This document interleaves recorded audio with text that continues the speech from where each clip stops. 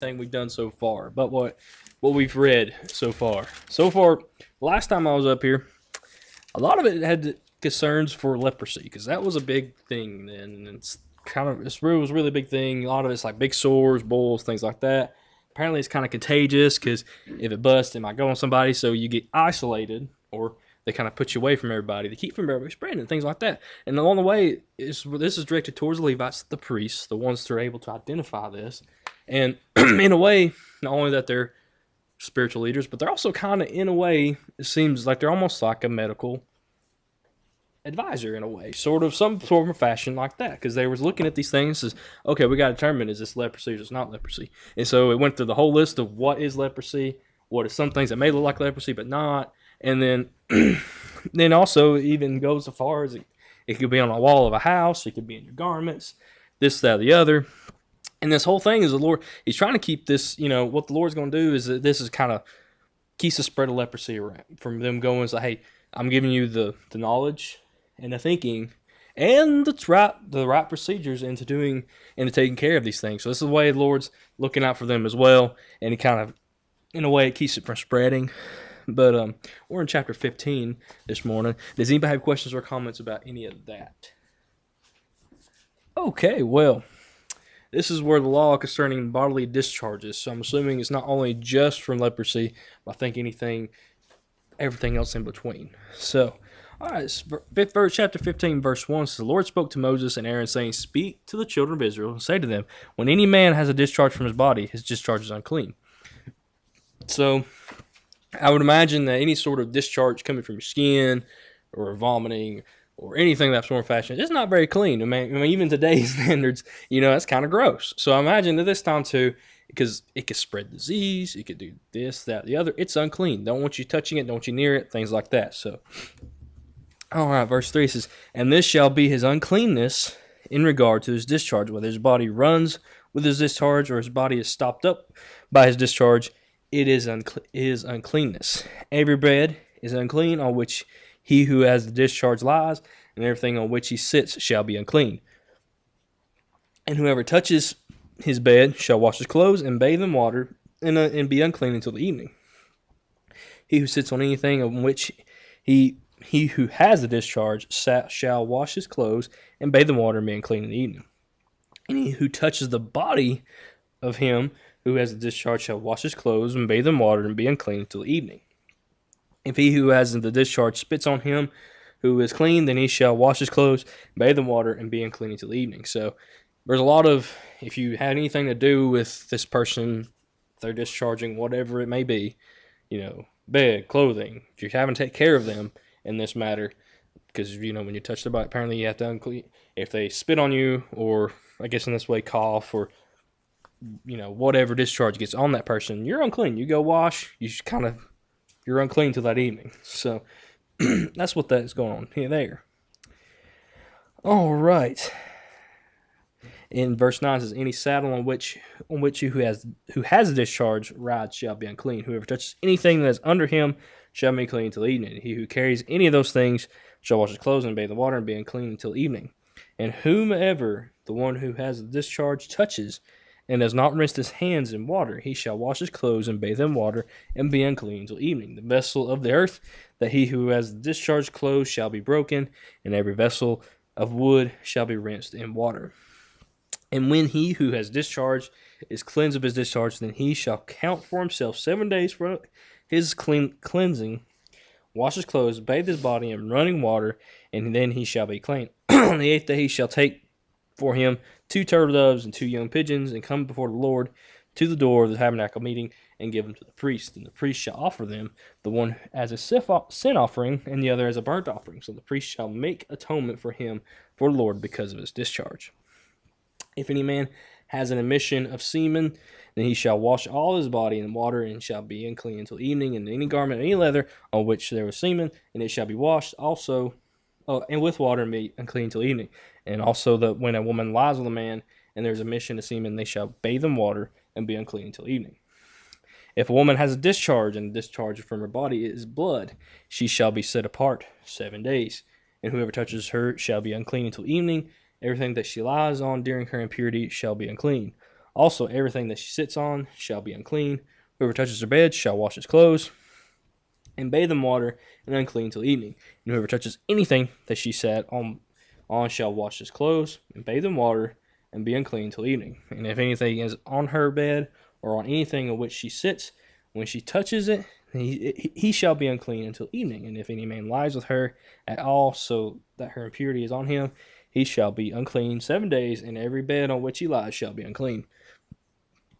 If a woman has discharge of blood for many days, other than the time of her customary impurity, or if it runs beyond her usual time of impurity, all the days of her unclean discharge shall be days of her customary impurity, and she shall be unclean. Every bed in which she lies all the days of her discharge shall be to her as the bed of her impurity, and whatever she sits on shall be unclean. As the uncleanness of impurity, whoever touches those things shall be unclean, and he shall wash his clothes and bathe in water, and be unclean till evening. But if she is cleansed of her discharge, and she should count for herself 7 days, after that she shall be clean. And on the 8th day she shall take for herself 2 turtle doves, 2 young pigeons, and bring them before the priest of the door of the tabernacle meeting. And the priest shall offer the one as a sin offering, and the other as a burnt offering. And the priest shall make atonement for her before the Lord of the discharge of her uncleanness. Thus you shall separate the children of Israel from their uncleanness, lest they die in their uncleanness, when they defile my tabernacle that is among them. This is a law for one for the one who has a discharge, and for him who emits semen and is unclean thereby, and for her who is indisposed because of her customary impurity, and for one who has discharge, either man or woman, and for him who lies with her who is unclean. So this is kind of the cover, like, just kind of covers a little, just whatever, because leprosy had its own little thing, and it had its own little discharge thing like that. This kind of covers everything else, whatever is unclean. And when it talks about her, let me find the right word, not customary, maybe it is her customary impurity. It's usually when they're, where did I find that? The usual time of impurity, that's like when it's that time of the month for the ladies and things like that. That's what that covers that for, things like that. And then so on and so forth. So it's just kind of more or less be clean. You're going to be around other people and things like that. Be clean in this case. And not only spiritually, but also physically in this matter as well. So he's covering every base here in this as a matter. Do you have any questions or comments? Anybody? It does cover all the agreements, as he pointed out almost everything and how to fix that. Basically, what Yes, and just clean up. Stay whatever. If you're sleeping in this bed, you stay in that bed until it's done or whatever this discharge is, and then so on and so forth. So yes, he's covering everything in this place. All right. Does anybody have any other questions or comments about any of this? I was wondering, when it says the woman has to take it, is that like every month the woman had to take a sin offering? Like in that, or is it just like once a year? I want to say it's not very clear on that one. It just said she has to go Mm-hmm. to show herself clean, but I was wondering if that meant every month. It could very well be every month, or some. Now it makes me. A pigeon or a turtle, a pigeon. That's like, well, I noticed they didn't offer, like, they want to offer a ram or a bull because those things are a little pricier and things like that. So I'm assuming if whatever discharge you may have, and I think it's a common thing back then as well.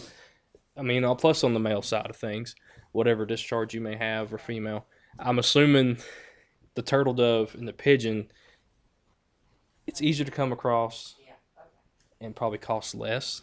And Lord, in a way, so I'm assuming that's a frequent thing. So I think that's the way, if they do it on a regular basis. Now, if it could be once a year, but it doesn't very clear. I would assume it's every time you have some sort of discharge, whether you're male or female, you're unclean until that clears up. So, so yeah, so every time. So, all right, anybody else? All right, well, we'll continue on chapter 16. It's like the Day of Atonement. It says, Now the Lord spoke to Moses after the death of the 2 sons of Aaron. Now this is kind of back where It's interesting because we seen where the two sons of Aaron, they were taken away, and the new ones take place. We cover laws. Now we're getting back into the rift of things again. We're back to Aaron again. We talked about laws. Now we're back into Aaron again. It says, now the Lord spoke to Moses after the death of two sons of Aaron, that when they offered the profane fire before the Lord and died, and the Lord said to Moses, tell Aaron your brother not to come at just any time into the holy place inside the veil before the mercy seat, which is on the ark, lest he die. For I will appear in the cloud above the mercy seat. Thus Aaron shall come into the holy place with the blood of a young bull as a sin offering, and a ram as a burnt offering. And he shall put the holy linen tunic and linen trousers on his body. And he shall be girded in a linen sash, and with a linen turban, and he shall be attired. These are holy garments, therefore he shall wash his body in water, and put them on, and he shall take from the congregation of the children of Israel 2 kids of the goats as a sin offering, and 1 ram as a burnt offering. And Aaron shall offer the bull as a sin offering, which is for himself, and make atonement for himself and for his house. And he shall take 2 goats, and take the 2 goats and present them for the Lord at the door of the tabernacle meeting. And then Aaron shall cast lots for the 2 goats, 1 lot for the Lord, and the other lot for the scapegoat. And Aaron shall bring the goat on which the Lord's lot fell, and offer it as a sin offering. But the goat on which the lot fell to be the scapegoat shall be presented alive before the Lord to make atonement upon it, and let it go as a scapegoat into the wilderness. So this is it's talking about casting lots on these things of the scapegoat. Talks about the scapegoat is the scapegoat, more or less. This goat pictured the substitutionary bearing the total removal of sin, which would be later be fully fulfilled by Christ, accomplished by Christ. So what this is he offers one, and then they present the other one, and they turn it loose. So that's what what they do with that situation there. And I want to say there was one I used to hear. I don't know if it's correct. I mean, it may come across the they tie a ribbon around one and they turn it loose. But I forget how it works. But yes. Does anybody have any questions or comments about the scapegoat and the other goat? All right, we'll continue on then. All right, verse 11 it says, Aaron shall bring the bull of the sin offering, which is for himself, and make atonement for himself and for his house, and shall kill the bull as a sin offering, which is for himself. Then he shall take a censer full of burning coals of fire from the altar before the Lord, with his hands full of sweet incense, beaten fire, and bring it inside the veil. And he shall put the incense on the fire before the Lord, and the cloud of incense may cover the mercy seat that is on the testimony, lest he die. And he shall take some of the blood of the bull and sprinkle it with his fingers on the mercy seat on the east side, and before the mercy seat he shall sprinkle some blood with his fingers 7 times. And he shall kill the goat of the sin offering. That's not the one they're letting go. Kill the goat of the sin offering, which is for the people. Bring its blood inside the veil, and do with that blood as he did with the blood of the bull, and sprinkle it on the mercy seat and before the mercy seat. And he shall make atonement for the holy place because of the uncleanness of the children of Israel, and because of their transgressions for all their sins. And he shall do for the tabernacle meeting which remains among them in the midst of their uncleanness. There shall be no man in a tabernacle meeting when he goes to make atonement for the holy place until he comes out, that he may make atonement for himself, for his household, and for all the assembly of Israel. So this is atonement. It's not only for himself, it's for his house, I guess for his family, or maybe for the Levites, and then the whole assembly of Israel is what all this is for. And we all know he has to do this the way the Lord wants him to do. This is a call for obedience. So the Lord wants him to do it this way and in this order. That's how he's supposed to do it.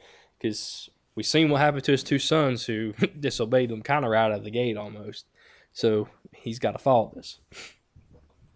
All right. And he shall go up in verse 18, and he shall go out to the altar that is before the Lord and make atonement for it, and shall take some of the blood of the bull and some of the blood of the goat, and put on the horns of the altar all around. Then he shall sprinkle some of the blood on it with his finger 7 times, cleanse it, consecrate it from the uncleanness of the children of Israel. And when he has made an end of atoning for the holy place, his tabernacle meeting, and the altar, he shall bring the live goat. Aaron shall lay both his hands on the head of the live goat, confess over all the impurities of the children of Israel, and all the transgressions concerning all their sins, putting them on the head of the goat, and shall send them away into the wilderness by the hand of a suitable man. The goat shall bear on itself all their iniquities to an uninhabitable land, and he shall release the goat into the wilderness. So this is another one of those situations where it's almost like he's passing on his sins, all their transgressions on said goat, and then they turn it loose to where they never see it again, kind of thing. It's almost like you put your sins on it and you send out and you forget about it, kind of thing. It's like the Lord's the sea of forgetfulness. All right. Verse 23 says, Then Aaron shall come into the tabernacle meeting, shall take off the linen garments which he put on when he went to the holy place, and shall leave them there. And he shall wash his body with water in a holy place, put his garments, come out and offer his burnt offering and the burnt offering of the people, and make atonement for himself and the people. And the fat of the sin offering he shall burn on the altar. And he who released the goat as a scapegoat shall wash his clothes, bathe his body in water, and afterward he may come into the camp. The bull for the sin offering and the goat for the sin offering, whose blood was brought in to make atonement for the holy place, shall be carried outside the camp, and they shall burn it with fire. Burn in the fire their skins, their flesh, and their offal. And he who burns them shall wash his clothes and bathe his body in water, and afterward he may come into the camp. This shall be a statute forever for you. In the 7th month, on the 10th day of the month, you shall afflict your souls and do no work at all, whether a native of your own country or a stranger who dwells among you. For on that day the priest shall make atonement for you, to cleanse you, that you may be clean from all your sins before the Lord. It is a Sabbath of solemn rest for you, and you shall afflict your souls. It is a statute forever, and the priest who is anointed and consecrate to minister as priest in his father's place shall make atonement and put on linen clothes, the holy garments. Then he shall make atonement for the holy sanctuary, and he shall make atonement for the tabernacle meeting and for the altar, and he shall make atonement for the priests and for all the people of the assembly. And this shall be an everlasting statute for you, to make atonement for the children of Israel for all their sins once a year. And he did as the Lord commanded Moses. So this is a once a year kind of thing. You had their Passover, and then now this is like the 7th month on 10th day. They're doing this, and this is kind of like almost like a catch-all kind of thing, I'm assuming, because there's some things that these people didn't realize they done, this, that, the other, so it's kind of covering everybody's bases on that once a year kind of situation there. You know, whatever the uncleanness that they have going on in the assembly, in the house of Aaron, and then of course of Aaron himself, this is a big thing for them to ask for forgiveness and atone for their sins. Does anybody have any questions or comments about the Day of Atonement? You know, I've said many times, all this is a foreshadowing. Mm-hmm. They did it with goats and heifers and all that, which could not really take away the sins. It was a symbol that they put it on the goat and set the goat into the wilderness. When Christ came, he did it. Mm-hmm. No other sacrifice, no other way. It was going to be all on him. Mm-hmm. So he went through all the cruel whippings and beatings and everything, and then went to the cross to cover this, or be able to forgive the sins. Mm-hmm. Mm-hmm. Amen. And the more you read this, it just also makes you remind you, like, and I'm thankful that I don't have to go through all of this all the time, because a lot of these had a lot of steps, a lot of things to it, and we know, yeah, he's a merciful God, but he's also a just God, and if you don't do what he asks you to, even though they made a covenant, say, yes, we'll do anything you ask, so that was part of the covenant, and then they're breaking their end of the covenant, well, there are repercussions for that, so just thankful that we don't have to go through that today as well, and so it's a big blessing. And the thing is, let's say if we're still under the Jewish law in today's standards, with the population we have, that takes a lot of animals to cover all of us. And there was a lot of people in Israel. Mm-hmm. Over 1 million people come out of Egypt. Mm-hmm. But of course, God he broke things up. He did. And then having to create the tabernacle. Mm-hmm. And also then he set them up in tribes around the tabernacle. Mm-hmm. And he had different rules for them. Mm-hmm. And he even had different rules for who would work and who wouldn't. And they retired most of them at 50 years old from their normal duties, I think. In one place it talks about they could help do this, that, or the other. But Mhm. basically their retirement was 50 years old. Think about that. But all A of lot this different. it's just like, it's a teaching for us how God did what he did then Mm-hmm. and how he's doing what he's doing now. Mm-hmm. And with his son coming to cover all of this, Mm-hmm. that's the reason he called it the new covenant. It's not the old. And this is also. If the old had been, Mhm. if it could have worked, then it would stay, but it couldn't. Mm-hmm. This is just also to separate those who follow God from those who don't, because they see this thing. Because even today, we're still set apart from everyone else. We still act different. We talk about different things. We do different things differently than a lot of other people in the world will do. Now, sometimes, yeah, we slip up and we fall, but then a lot of times we get picked right back up and we're going along again. And He said, when you do that, you have an advocate with the Father. Amen. Jesus Christ. Amen. And so he was set apart then, and we're still set apart now from the rest of the world, and the world sees that. So, Well, they were set apart. Yeah, they were really set apart. Mhm. And they had rules for them. mm-hmm. And they had to live with that. And what's back then too, they were set apart from everyone else. A lot of the other tribes of other people out there, or countries, or kingdoms, or whatever they were, they responded, a lot of them, in a form of hostility towards the Israelites. And so, not that really hasn't really changed, to be honest with you. Spiritually, we're still greeted with hostility in a way, because a lot of people don't like the idea of surrendering to Christ. So, all right, anybody else? All right, we'll continue on 17.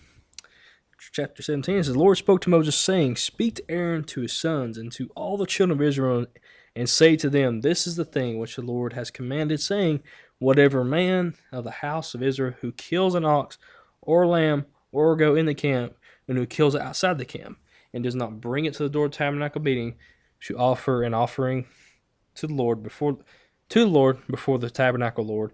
The guilt of bloodshed shall be imputed to that man. All right. So this is talking about. So here's it's talking about killing an ox or a lamb in the camp, and it's not for any offering or things like that. It's talking about the guilt of bloodshed shall be imputed onto that man. So we're about to get it. It says unauthorized sacrifices, more or less, is what this is more or less saying, because somebody's trying to try to do a sacrificial thing in this form of fashion. So we'll continue on in here, but that's just kind of what it's starting as. He has shed blood, and the man shall be cut off from among his people, to the end that the children of Israel may bring their sacrifices which they offer in the open field, that they may bring them to the Lord at the door of tabernacle meeting, and the priest, and offer them as a peace offering to the Lord. So he didn't say just for food and like that. He's talking. This is in a way because it talks about beforehand. He's mentioning, say, if they don't bring it to here, like to my or tabernacle meeting, do a sacrifice. Well, saying that somebody's probably trying to do a sacrifice on their own, is what I'm trying to. Y'all get what I'm saying? Because a lot of times at this time, people's like, well, I can do it by myself. Cut. I'm gonna burn it right here, and that's what this is kind of what it's saying here. Is like, hey, you're not supposed to be doing that. You bring that to the Levites. You bring that to my tabernacle, and they'll do that there. Don't do this on your own. That's what this is referring to is here. And I think at some point, maybe it was after they get in land of Canaan, someone does pull Levites. Like, hey, you're a Levite, right? You could be my priest for this little thing. And that's later on. But so this is what it's saying here is, hey, do not do a sacrifice outside of tabernacle for your own purpose. We do that here. So it's more or less saying, don't do that. Because if so, you're going to get cut off from your people. And I'm assuming a lot of times as well, you probably get stoned, but you're going to get cut off from your people. Anybody have questions or comments about that? All right. And it says, and the priest shall sprinkle the blood on the altar of the Lord at the door of the tabernacle meeting, and burn the fat for a sweet aroma to the Lord. And they shall no more offer their sacrifices to demons after whom they have played the harlot. This shall be a statute forever for them throughout their generations. So yes, in a way, it's don't start sacrificing those little idols in there. Don't try to think you could do your sacrifices on your own or whatever it may be, because in a way you're worshiping something else. What it's more or less saying, because it even says it themselves, this they shall offer no more offer their sacrifice to demons after whom they have played the harlot. Does anybody have questions or comments about that? Okay, well, we'll continue on verse 8. It's also, you shall say to them, whatever man of the house of Israel, or the strangers who dwell among you, who offers a burnt offering or sacrifice, and does not bring it to the door of the tabernacle meeting to offer to the Lord, that man shall be cut off from among his people. So, once again, this doesn't just fall to the Israelites, but also to strangers who dwell among you. If they're sitting there sacrificing to whatever they sacrifice to, they're to be cut off. Kick them out, more or less. And whatever man of the house of Israel or the strangers who dwell among you eats any blood, I will set my face against that person who eats the blood and will cut off among his people. Okay, and then, for the life of the flesh is in the blood, and I have given it to you upon the altar to make atonement for your souls, for it is the blood that makes atonement for the soul. Therefore I said to the children of Israel, no one among you shall eat blood, nor any stranger who dwells among you eat blood. So he's making it quite clear, you do not eat it, use it as sacrifice, which means he even referred to it as, what was it? For the life of the flesh is in the blood, so don't eat blood is what it's more or less saying here within the Israelites. If so, just like for those who are making sacrifices to their idols, or someone's trying to think they could do their own sacrifice, they're going to get cut off. And then verse 13. Yeah.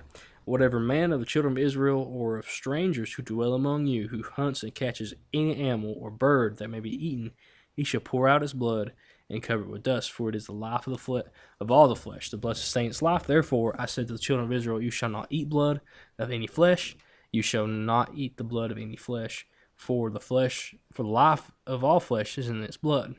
Whoever eats it shall be cut off. And every person who eats that died naturally, or that was torn by beasts, whether he is native of your own country or a stranger, he shall both wash his clothes and bathe in water and be unclean till evening, and he shall be clean. Then he shall be clean. But if he does not wash them or bathe his blood, can't talk this morning, or bathe his body, then he shall bear his guilt. So,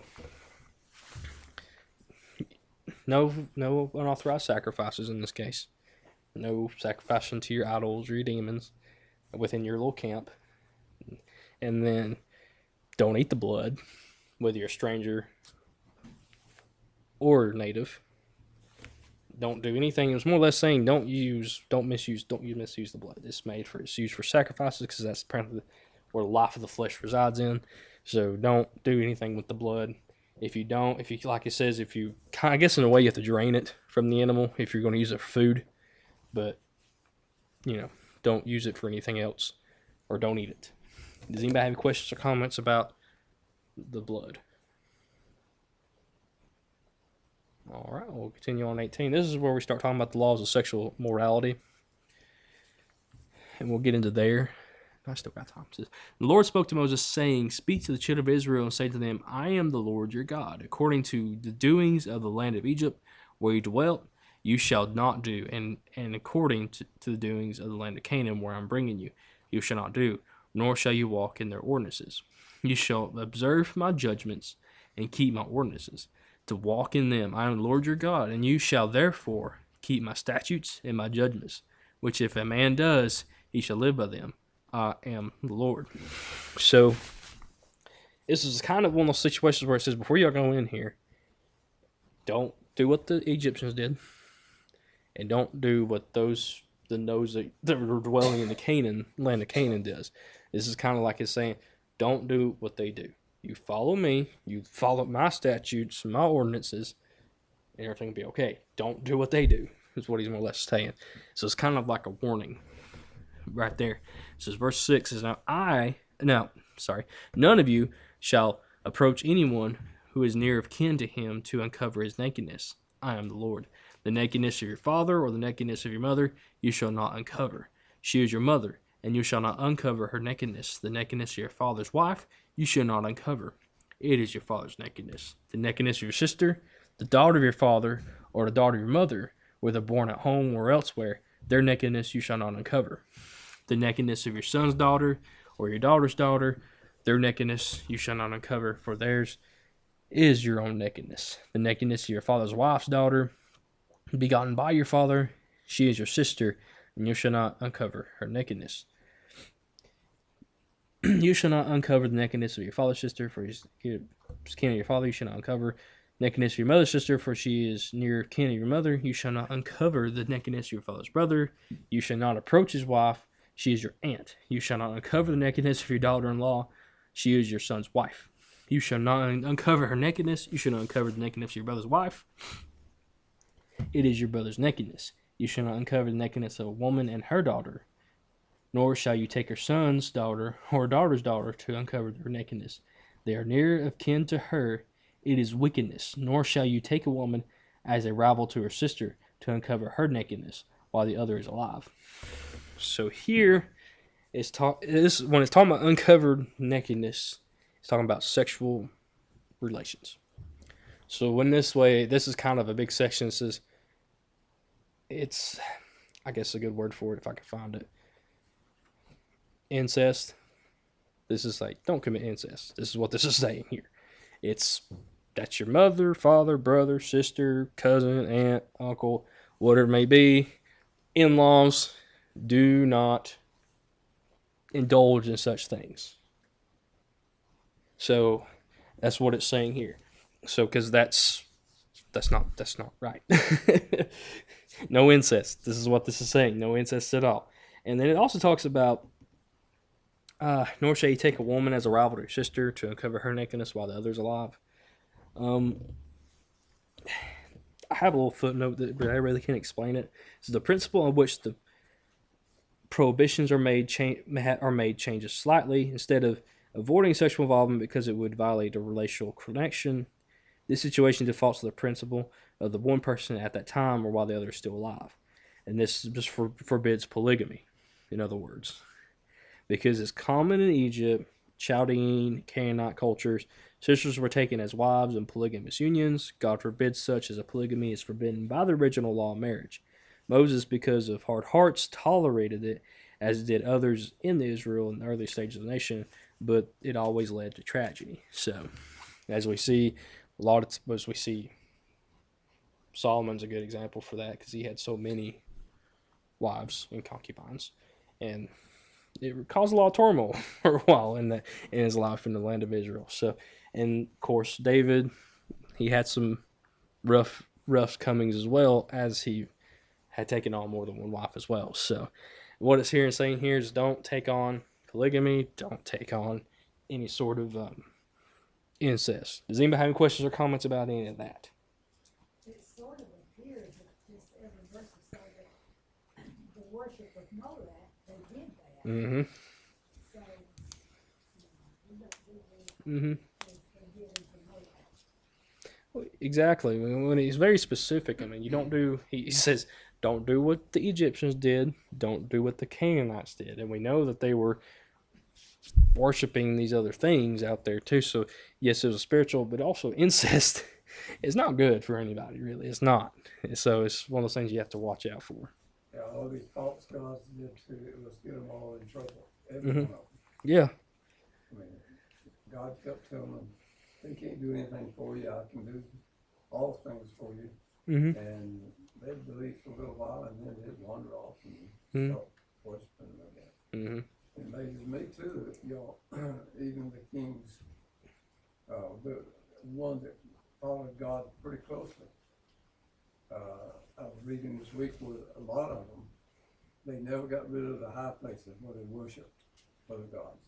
They never got rid of them. Mm-hmm.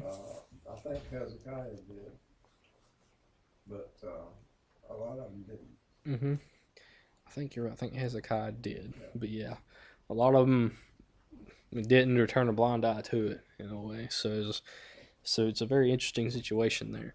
But yeah, this is definitely like y'all said. Those other gods permitted these things. I guess is whatever they worshipped, and the Lord's like, no, we're not partaking in that. Does anybody have any other questions or comments about any of this? I mean, When the Bible says, they'll cut these off, hmm there's always been a debate on whether he was talking about they would die or would they be separated, from everybody else. that's So, a good question. But, I know, but a lot of people say when it says cut, they'll be cut off, that they're gonna die, and it could be. And then some people say, when they're cut off, that means they're separated from their people. Can't cut back in. Could very well be. I like to look into more into that now that you put it that perspective. It's a very, very good argument there. All right, anybody else have any questions or comments? Well, we'll scoot right along in verse 19. All right. Also, you should not approach a woman to a covered her nakedness as long as she's in her customary impurity, menstrual period.